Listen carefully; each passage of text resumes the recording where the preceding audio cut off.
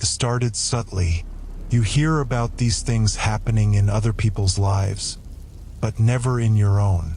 One day your spouse is there, and the next they're just different. I didn't even notice it at first, but over time, it became impossible to ignore.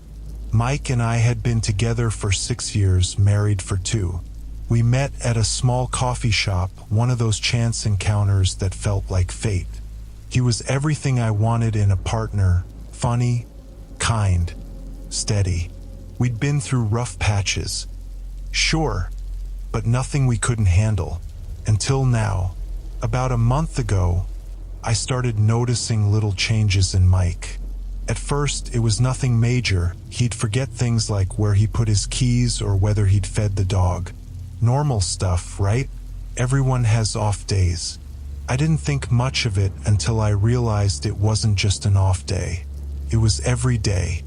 He stopped being himself in ways that were hard to define. Conversations became stilted, like he was only half listening. When I'd ask him about something important, his responses would be vague, sometimes even nonsensical. One evening, I asked him what he wanted for dinner, and he stared at me for a good 30 seconds before answering, "Blue." I laughed it off at the time, assuming he was just tired or distracted. But the odd moments kept stacking up. He started to get up at strange hours of the night, pacing around the house like he was looking for something but couldn't remember what. I'd wake up to find him standing by the window, just staring into the darkness outside. "What are you doing?" I'd ask, my voice thick with sleep. "Just checking," he'd say, his tone distant, almost robotic. "Checking what?" He never elaborated, and I didn't push him. I figured maybe he was stressed about work or something he didn't want to talk about. But his job was steady, and nothing seemed out of the ordinary there. When I asked if something was bothering him, he'd shrug it off, telling me everything was fine. But it wasn't. One night, about 2 weeks into this strange new behavior, I woke up to find him standing at the foot of the bed, staring at me. My heart nearly jumped out of my chest. "Mike, what are you doing?" I whispered, sitting up. I don't know," he muttered. Then he climbed back into bed and immediately fell asleep, leaving me wide awake and trembling. The next morning, I brought it up over breakfast. He didn't remember a thing. "Are you sure you weren't dreaming?" he asked, a small smile playing on his lips, as if the idea of him standing over me in the dead of night was somehow amusing. I wasn't dreaming. Over the next few days, things got worse. His strange behavior became more erratic. He'd start mumbling under his breath, saying things that didn't make sense. Random phrases, half-formed thoughts. I'd walk into the room and find him staring blankly at the wall, his face expressionless. When I asked him what he was thinking about, he'd just shake his head and say, "Nothing." He began to forget important details, our anniversary, the plans we made with friends, the fact that we had a dog. One evening, I came home to find our dog, Max, locked outside in the rain. Mike was sitting on the couch, staring at the TV, completely oblivious. "Why is Max outside?" I asked, trying to keep my voice calm. He blinked up at me, confused. "Max, our dog, Mike. You locked him outside." He frowned, as if trying to piece together a puzzle. I don't remember doing that." That night, I lay awake next to him, listening to his shallow breathing, wondering what was happening to my husband. Was he sick? Was this some early onset of dementia? He was only 34. It didn't make sense. I tried to convince myself that it was all in my head, that I was overreacting, but deep down, I knew something was very, very wrong. Then came the phone call. It was a Friday afternoon, and I was at work, trying to focus on a project that had been dragging on for weeks. My phone buzzed on my desk, and I glanced at the screen. It was Mike. He rarely called during the day, so I immediately felt a pang of anxiety as I picked up. "Hey, what's up?" I asked, keeping my voice casual. There was a long pause on the other end, and for a moment I thought the call had dropped. Then I heard his voice, low and trembling. "I don't know where I am." My heart skipped a beat. "What do you mean? Are you lost?" I don't know. I don't recognize this place." "Okay, stay calm," I said, trying to keep my own voice steady. "Where are you? Can you see any landmarks?" Another long pause. Then, in a voice so quiet I could barely hear him, he whispered, "I don't think this is real." A cold chill ran down my spine. "What do you mean, Mike? Where are you?" "I don't know," he repeated, his voice cracking. "I don't know where I am. I don't think I'm supposed to be here." Panic surged through me. "Mike, listen to me. I'm coming to get you, okay? Just stay where you are and try to stay calm."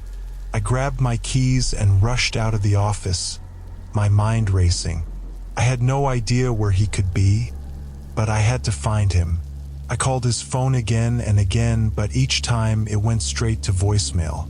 When I finally got home, he was sitting on the couch, staring at the TV, just like he had been that night with Max. His phone was on the coffee table, untouched. "Mike, where were you?" I asked, trying to keep the fear out of my voice. He looked up at me, his face blank. "What do you mean?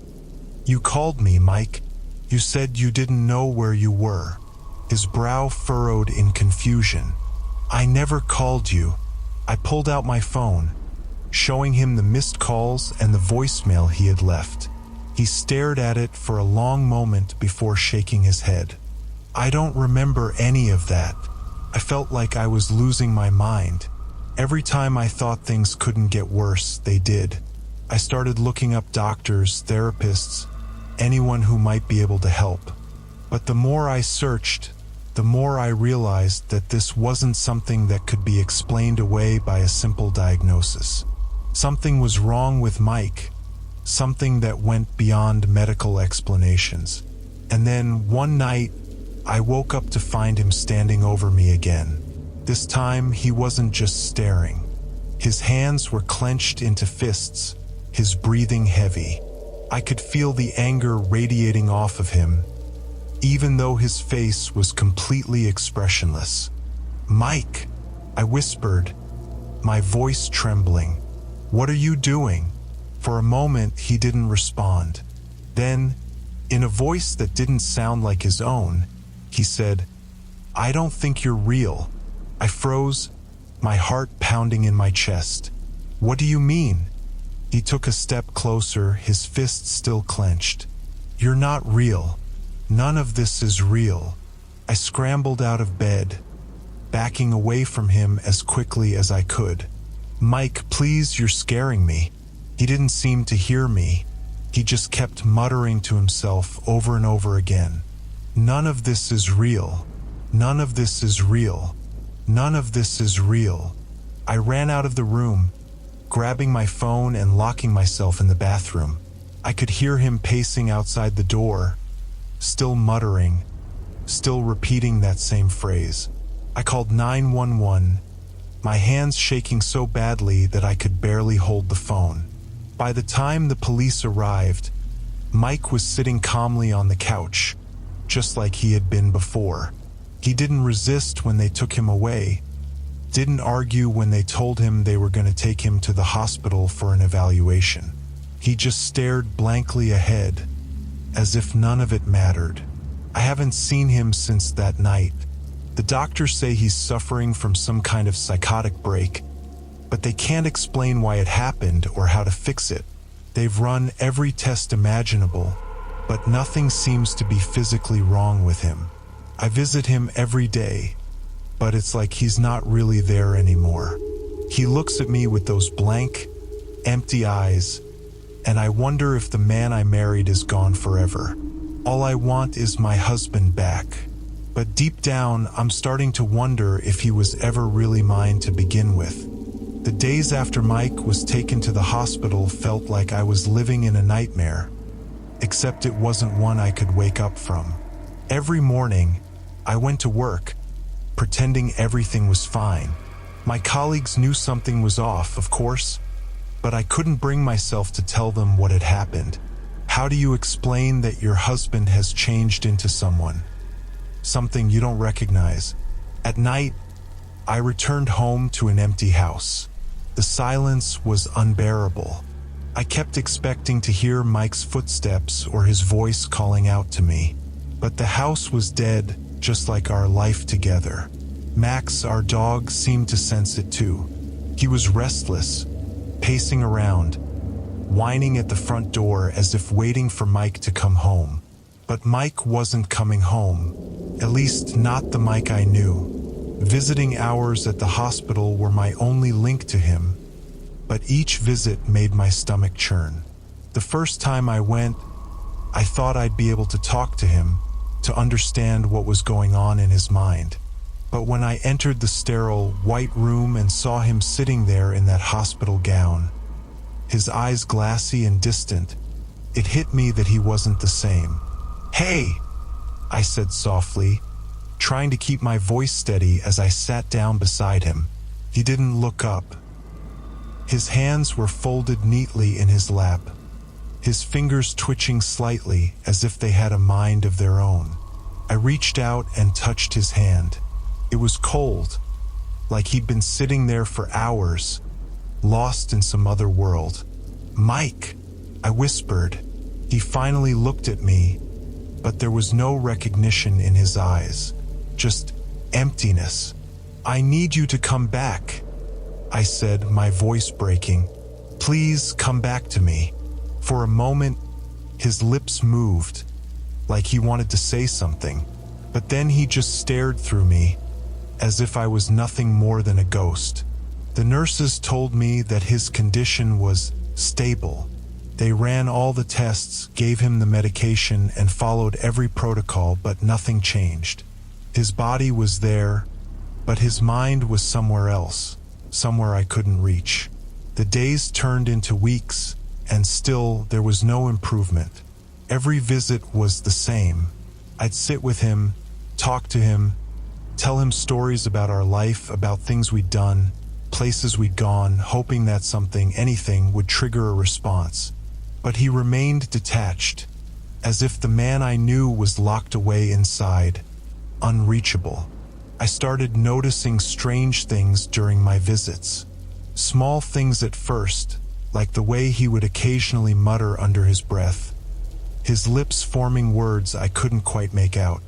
The nurses said it was part of his condition, that it wasn't unusual for patients in his state to talk to themselves. But I had a sinking feeling that it was more than that. His muttering wasn't random. It felt deliberate, almost like he was trying to communicate something. But every time I leaned in to listen, the words would slip away, just out of reach. One afternoon, after weeks of no change, I walked into his room to find him sitting in the corner, his knees pulled up to his chest, rocking back and forth. His muttering was louder now, more insistent, like he was having a conversation with someone, or something that wasn't there. "Mike," I said cautiously, my heart pounding in my chest. He didn't respond. He just kept rocking, his eyes fixed on the far wall. I took a step closer, my stomach knotting with dread. That's when I heard it, really heard it. He wasn't just muttering nonsense. He was repeating the same phrase over and over again, just like he had that night. "It's not real.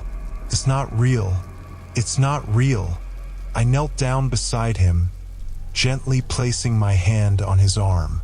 "Mike, please talk to me. What isn't real?" His movements stopped abruptly, and for the first time in what felt like forever, he turned to face me. His eyes locked onto mine, and in a voice so low it was barely more than a whisper, he said, "You." My breath caught in my throat. What do you mean? He stared at me, unblinking, as if he was seeing through me. You're not real. None of this is real. I backed away, my hands trembling. Mike, it's me. I'm real. I'm right here. But he just shook his head, his gaze distant once more. It's not real. None of it's real. I stood there, paralyzed, as the words sank in. What was happening to him? What had happened to us? This wasn't the man I married. This was someone else, someone trapped in a reality that I couldn't understand. I left the hospital that day feeling more lost than ever. The doctors still had no answers.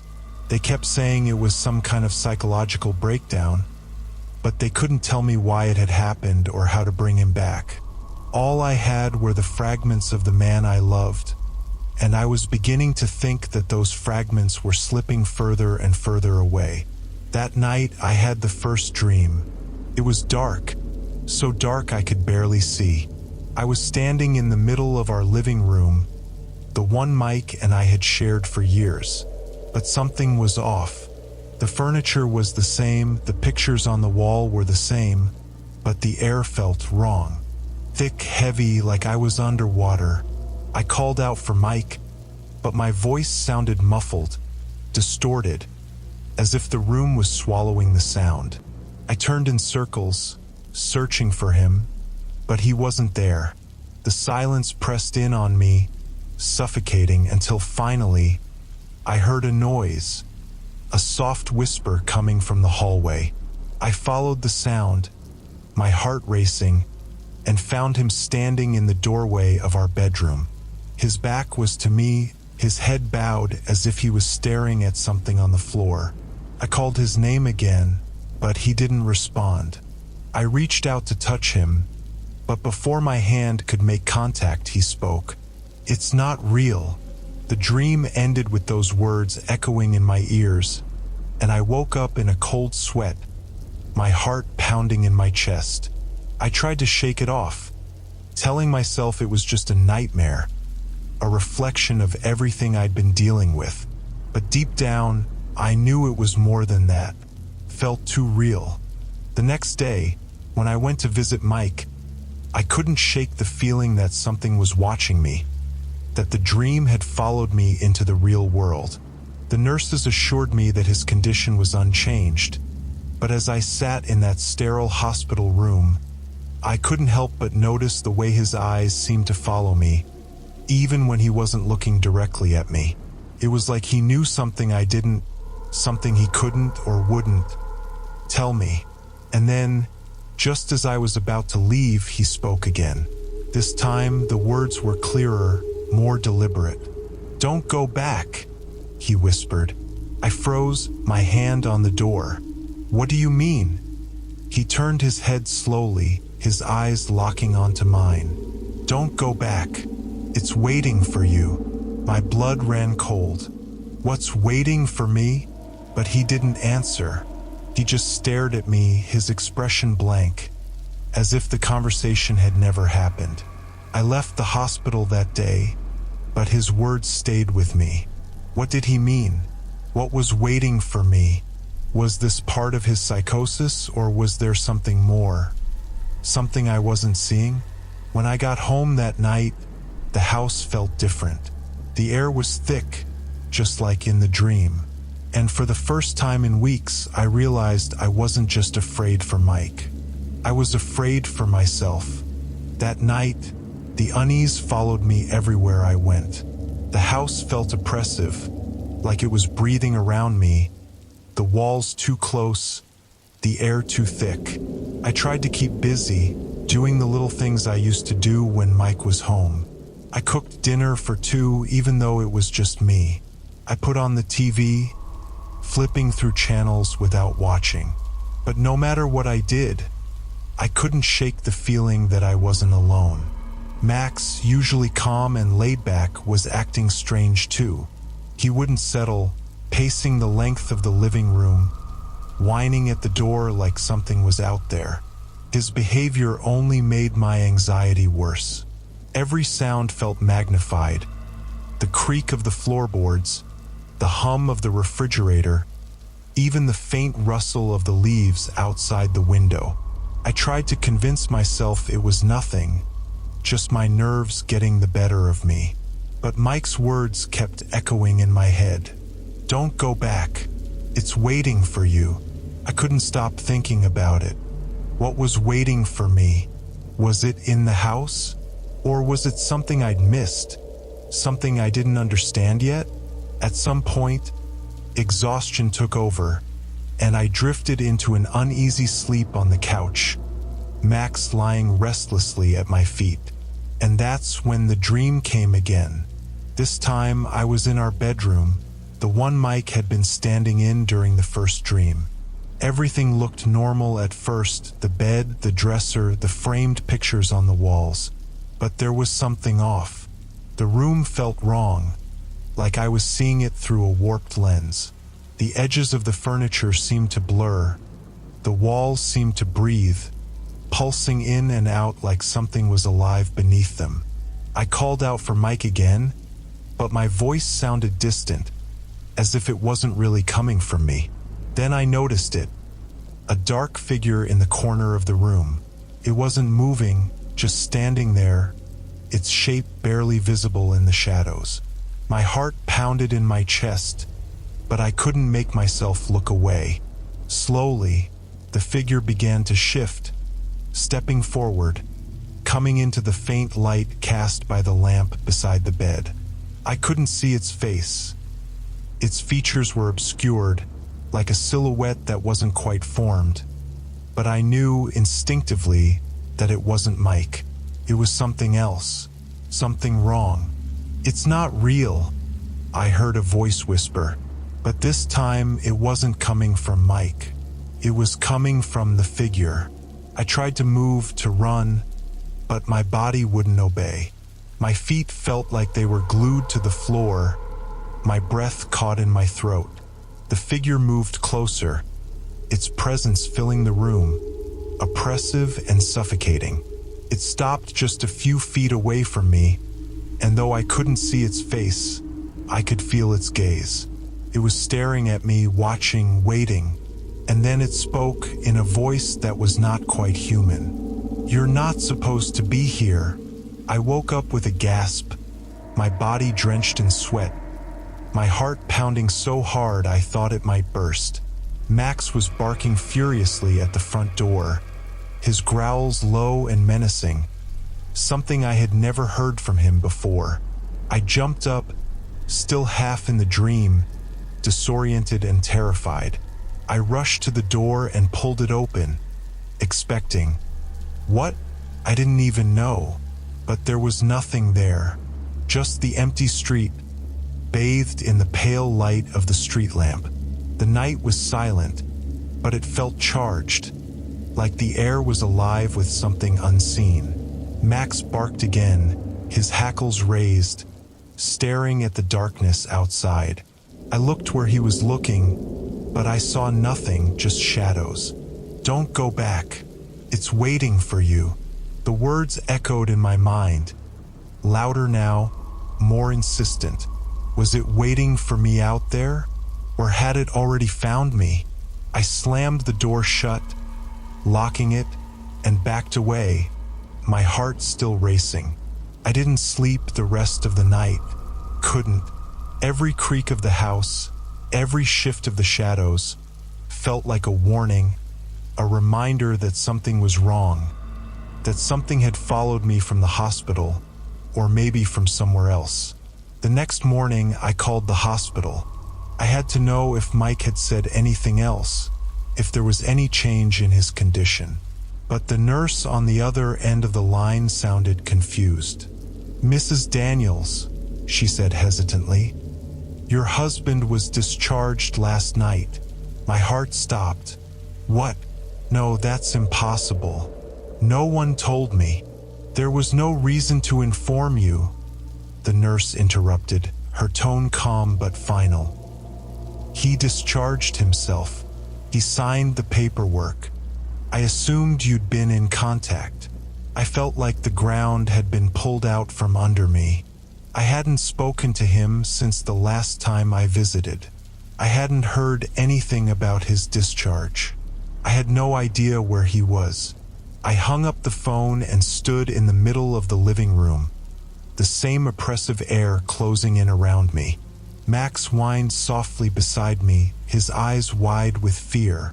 The silence stretched on, heavy and thick, until finally, I heard it. A soft knock at the door. I froze, my heart in my throat. I didn't want to answer it. Every instinct in my body screamed at me not to, but I had to know. Slowly, I walked to the door, my hand shaking as I reached for the knob. I opened the door.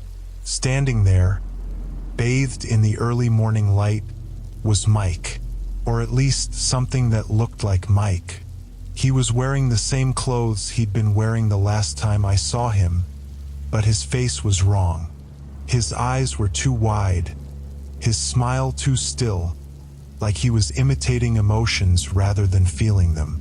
"Hey, honey," he said, his voice calm, too calm. "I'm home."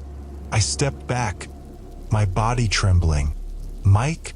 What's going on?" He tilted his head slightly, the way a child might when they don't understand something. "It's me," he said, his voice soft, almost soothing. "I'm back." But I knew, deep down, I knew that whatever had come back wasn't my husband. And then he stepped inside, closing the door behind him. Epilogue. Weeks have passed since that day. Mike, or the thing that looks like Mike, has settled back into our life. He goes through the motions, cooking dinner, watching TV, even taking Max for walks. But it's all wrong. There's no life in his movements, no spark in his eyes. He's a shadow, a shell of the man I once knew. I don't sleep much anymore. Every night, I lie awake, listening to him moving around the house, pacing, muttering under his breath. Sometimes I hear him standing by the bedroom door, just watching, waiting. I don't know what he's waiting for. All I know is that Mike is gone. Whatever came back isn't him. And whatever it is, it's only a matter of time before I find out what it really wants. Because one thing has become very clear. I was never supposed to be here,